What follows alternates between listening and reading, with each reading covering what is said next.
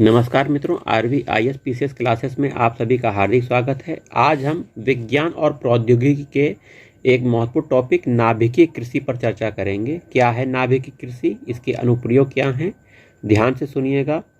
कृषि के क्षेत्र में रेडियो आइसोटोपों का व्यापक उपयोग किया जा रहा है।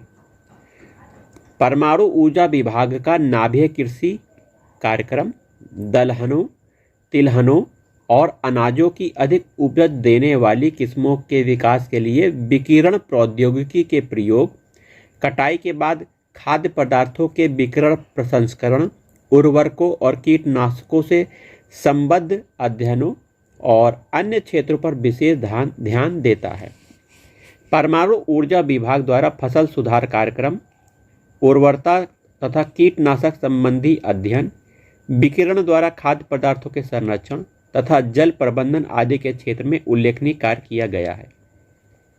नाभिकीय कृषि के अंतर्गत नए कृषि उत्पादों के विकास, पौधों की तीव्र वृद्धि, संरक्षण उपायों में सुधार तथा व्यावसायिक तौर से मूल्यवान पौधों को बढ़ाने की तकनीक पर विशेष ध्यान दिया गया। नई फसलों के किस्मों पर विकास बार्ग कृषि विश्वविद्यालय के सहयोग से फसल सुधार की दिशा में अनुसंधान तथा विकास कार्य कर रहा है। रेडियो आइसोटोपों एवं विकिरण स्रोतों की मदद से उन्नत किस्म के बीज और पौधे विकसित किए गए हैं। बीजों या कुछ पौधों के विभिन्न भागों को रेडियो आइसोटोपों की सहायता से विकिरण देकर उनमें उत्पन्न म्यूटेशनों की संख्या प्राकृतिक म्यूटेशनों की तुलना में अधिक की जा सकती है तथा उपयुक्त म्यूटेशन वाले पौधों का चुनाव आसानी से किया जा सकता है। इस तकनीक के प्रयोग से बार्क ने मूंगफली, दालों, तिलहनों, धान, सोयाबीन तथा पटसन की ज़्यादा उपज देने वाली उन्नत किस्मों का विकास किया है। विकिरण से लाने वाले परिवर्तनों की एक मुख्य उपलब्धि हरी खाद फसल सेसबनिया रोस्ट्राटा का विकास है। माइक्रो प्रोपेगेशन प्रौद्योगिकी का इस्तेमाल करके बार्क ने अनानास की बड़ी मात्रा में फैलाव को मानकीकृत किया है। माइक्रो प्रोपेगेशन प्रोटोकॉल को गन्ने की 3 किस्मों के लिए भी मानकीकृत किया गया है।